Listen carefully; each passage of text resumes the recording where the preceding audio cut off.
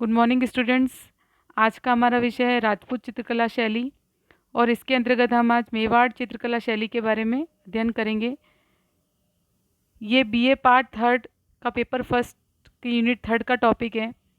राजपूत चित्रकला शैली को समझने से पहले हम भारत में चित्रकला का विकास देखेंगे। भारत में सर्वप्रथम चित्रकला की शुरुआत पाषाण काल में ही हो चुकी थी। पाषाण कालीन में मनुष्य जो था वो जब शैलाश्रयों में रहता था, जो गुफाओं में रहता था, तो उसने अपने भावों को अभिव्यक्त करने के लिए पत्थर के टुकड़ों से उन शैलाश्रयों की दीवारों पर चित्रों का अंकन किया, टेढ़ी मेढ़ी रेखाएं बनाई। वह चित्र भद्दे थे, सुंदर नहीं थे और नहीं आकर्षक थे, लेकिन वो मानव की सृजनशीलता के प्रथम प्रयास थे, जिसमें अधिकांशतः हम शिकार के दृश्य, पशु पक्षी का चित्रण आदि देखने को हमें उसमें मिलता है। भारत में भी राजस्थान में देखो, आलनिया दर्रा कोटा से यहाँ जो शैलाश्रय प्राप्त हुए हैं, वहाँ पर हमें भित्ति यानी कि दीवारों के ऊपर जो चित्रण किया गया था मनुष्य द्वारा सर्वप्रथम, वह देखने को मिलता है विराटनगर जयपुर में और दर भरतपुर में भी। एमपी भीमबेटका से भी हमें ऐसे शैलाश्रय प्राप्त हुए हैं। एमपी यानी कि मध्य प्रदेश, वहाँ पर भी ऐसे शैलाश्रय प्राप्त हुए हैं जहाँ से हमें भित्ति चित्रण मिलता है। फिर हम देखते हैं कि राजस्थान में चित्रकला का विकास उत्तरोत्तर होता है। आहड़ और गिलुंड में मिली ताम्रयुगीन सभ्यताओं के पुरावशेषों में जो मिट्टी के बर्तन मिले हैं, उस पर प्राकृतिक और ज्यामितीय अलंकरण प्राप्त हुआ है। उससे पता चलता है कि यहाँ के जो लोग थे वो चित्रकला में निपुण थे।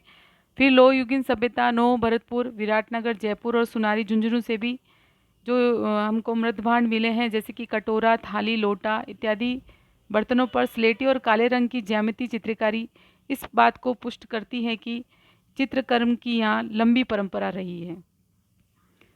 तिब्बती इतिहासकार तारानाथ ने अपने विवरण में मरु प्रदेश यानी कि मारवाड़ में 7वीं शती में एक शंखधर नामक चित्रकार का उल्लेख किया है, परंतु उस समय के चित्र आज अनुपलब्ध हैं।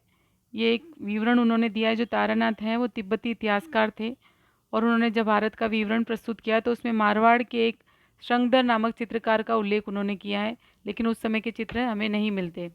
राजस्थान के सर्वाधिक प्राचीन उपलब्ध जो ग्रंथ हैं वो जैसलमेर भंडार से मिले हैं, जिसमें 1060 ईस्वी के ओर्ध नियुक्ति व्रति और 10 वैकालिका सूत्र चूर्णी है।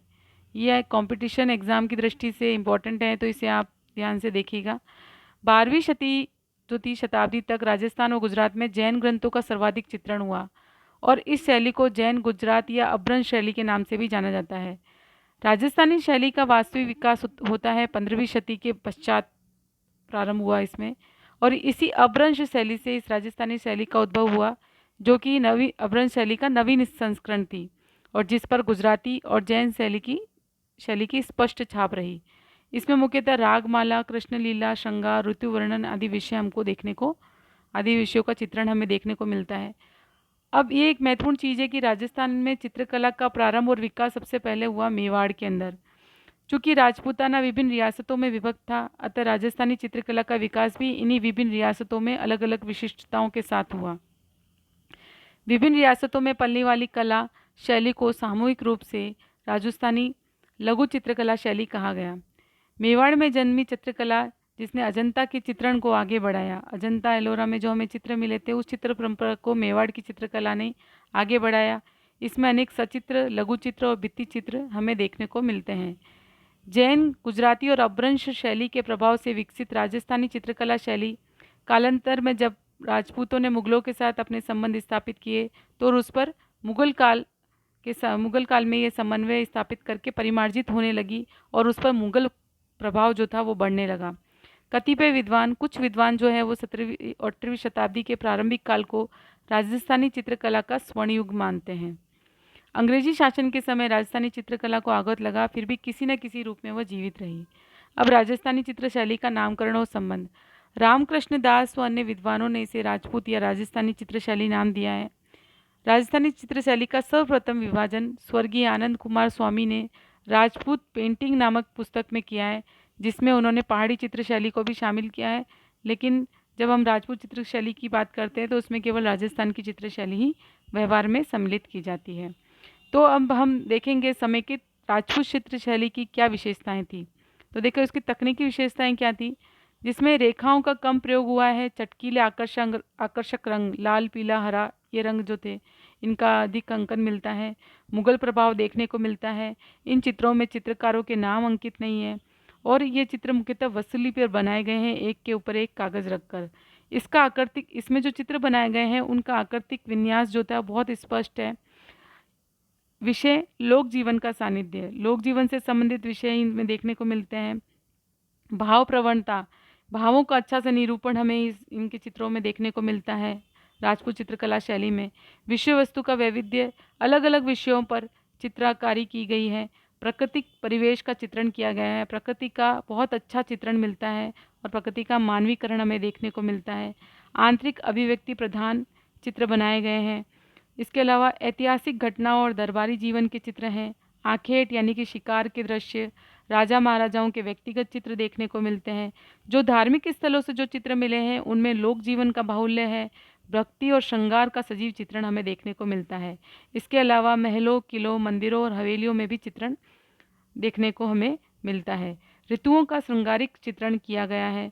मुगल काल में जो चित्र बनाए गए उनमें राज की तड़क भड़क, विलासिता, अंतःपुर के दृश्य, पतले वस्त्रों का प्रदर्शन देखने को मिलता है। ये चित्र शैली की विशेषता है कि इसमें किसी एक भाग से नहीं वरन संपूर्ण दृश्य के संयोजन से भाव प्रकट करने की कोशिश की गई है।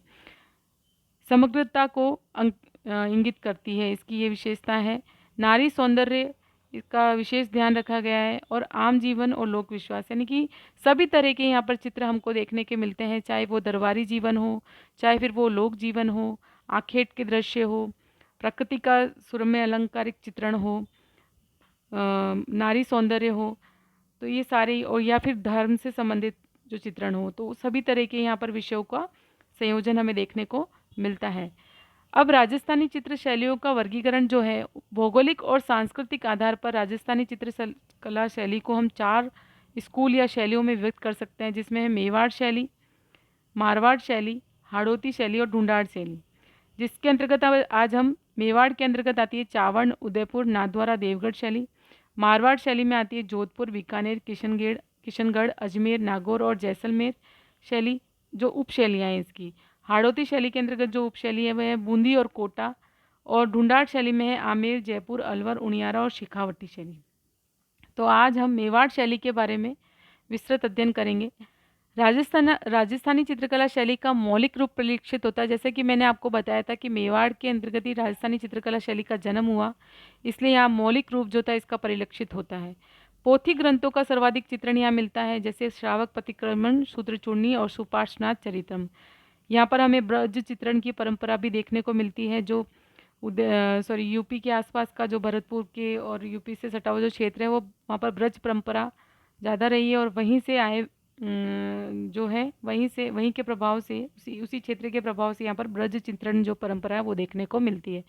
महाराणा कुंभा के समय कला के क्षेत्र में उल्लेखनीय प्रगति हुई थी। हमने जैसे पता है महाराणा कुंभा का काल कला के दृष्टि से स्वर्ण काल माना जाता है। मेवाड़ शैली की 4 उप शैलियाँ हैं। जिसे मेवाड़ या उदयपुर शैली भी कहते हैं, एक जो उप शैली है, और दूसरी है नाथद्वारा शैली, तीसरी है चावंड शैली और चौथी है देवगढ़ शैली। आज सबसे पहले हम चावंड शैली के बारे में अध्ययन करेंगे। महाराणा प्रताप के समय 56 की पहाड़ियों में स्थित राजधानी चावंड में भी चित्रकला का विकास हुआ, क्योंकि उन्होंने यहाँ पर अपनी राजधानी स्थापित की थी। और इस काल का प्रमुख चित्रकार जो था नासिरुद्दीन, इन्होंने सर्वप्रथम ढोला मारू का चित्रण किया, जो कि राष्ट्रीय संग्रहालय नई दिल्ली में सुरक्षित है। फिर महाराणा प्रताप के पुत्र ने इस चित्र परंपरा को आगे बढ़ाया, और महाराणा अमर सिंह जो उनके पुत्र थे, उन्होंने 1597 से 1620 तक 20 ईस्वी तक उनका जो काल रहा था, उसमें उन्होंने 1605 में चित्रित ग्रंथ रागमाला का चित्रण करवाया, और इसके चित्रकार जैसे बताया नासिरुद्दीन थे। इस समय मुगल प्रभाव परिलक्षित होता है। 15वीं सदी तक विकसित होने वाली पश्चिमी चित्रांकन शैली के अवशेषों के यहाँ पर दर्शन होते हैं। रागमाला में नायक नायिका के चित्र व भागवत पुराण के चटक रंगों से बने चित्र दर्शकों को आकर्षित करते हैं। देखिए रागमाला का मैंने यहाँ पर चित्र आपको दिया हुआ है, इसमें चटक रंगों का प्रयोग किया गया है। ये रागमाला का चित्र है जो कि नासिरुद्दीन ने बनाया था। इसमें पशु पक्षियों का चित्रण, वृक्षों का चित्रण और लोक जीवन से संबंधित चित्र यहाँ पर हमें चित्रण जो है वो हमें मिलता है। उदयपुर, इसके बाद आती है उदयपुर या मेवाड़ शैली। यह शैली महाराणा उदय सिंह के समय में, जैसे नाम है, नाम से विदित होता है, उदयपुर उदय सिंह के समय में फली फूली। ये उनकी राजधानी भी थी। अच्छा, महाराणा जगत सिंह प्रथम 1628 से 1652 ईस्वी में इनका काल था। इनके काल को इनके काल में जो मेवाड़ चित्र शैली का बहुत ज़्यादा विकास हुआ, इसलिए इस काल को मेवाड़ चित्र शैली का स्वर्ण काल कहते हैं। आपको ये ध्यान रखना है, कंपटीशन एग्जाम की दृष्टि से भी बहुत इंपॉर्टेंट है। जगत सिंह प्रथम, इस समय जो प्रमुख चित्रकार थे वह थे साहिबदीन, जिन्होंने महाराणाओं, साहिबदीन जो थे उन्होंने महाराणाओं के व्यक्तिगत चित्र बनाए। मनोहर, कृपाराम, उमरा, नूरुद्दीन, जिन्होंने जगत सिंह द्वितीय का चित्र बनाया। अन्य थे गंगाराम और जगन्नाथ। 17वीं सदी के अंत तक मेवाड़ शैली में निखार आ गया। जगत सिंह प्रथम के समय में चित्तौरी ओवरी या तस्वीरों और कारखानों नाम से कला विद्यालय जो था, चित्रकला का विद्यालय स्थापित किया गया। प्रमुख चित्रित ग्रंथ कौन से हैं इस शैली में? रावल तेज सिंह के समय में आड़ में चित्रित श्रावक प्रतिक्रमण सूत्र चूर्णी, दूसरा सुपासना चर्यम, गीत गोविंद आख्यायिका, रामायण, शुक्र चैत्र महात्म्य में कृष्ण की लीलाओं का चित्रण हुआ है। इसमें प्रधान विषय थे कृष्ण की लीलाओं का चित्रण, नायक नायिका भेद, रागमाला, बारहमासा आदि। 1640 में रचित नायक नायिका भेद संबंधी सेट और रसिक प्रिया सेट यहाँ पर मिलते हैं हमको। 1648 में साहिबदीन द्वारा रचित भागवत पुराण और 1600 रचित यानी चित्रित 1649 में मनोहर द्वारा चित्रित रामायण और 1651 होगा यहाँ पर, 1951 गलती से आ गया है, आर्य रामायण।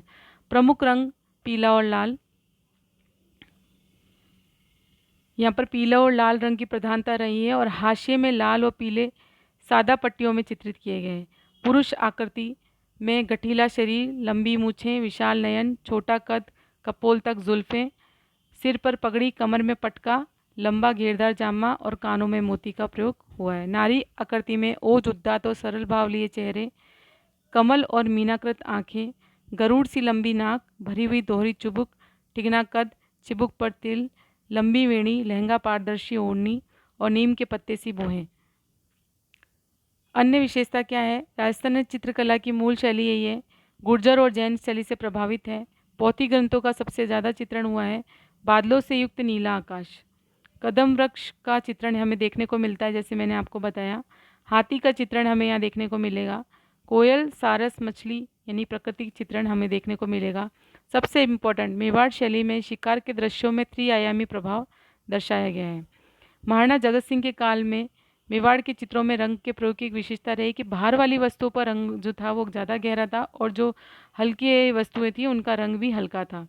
इस शैली के महलों के भित्ति चित्र व सावंती लघु चित्र इस कला की महत्वपूर्ण देन है। श्रृंगारिता का पुट लिए चित्रांकन तत्कालीन समय की सामाजिक और धार्मिक अवस्था पर प्रकाश डालते हैं। जैसे देखिए, ये उदयपुर शैली का एक चित्र है, कदम वृक्ष है यहाँ पर और हाथी और इस तरह से सारी चीज़ें इसमें इस शैली की प्रधानता रही है। नाथद्वारा शैली को हम नेक्स्ट वीडियो में देखेंगे।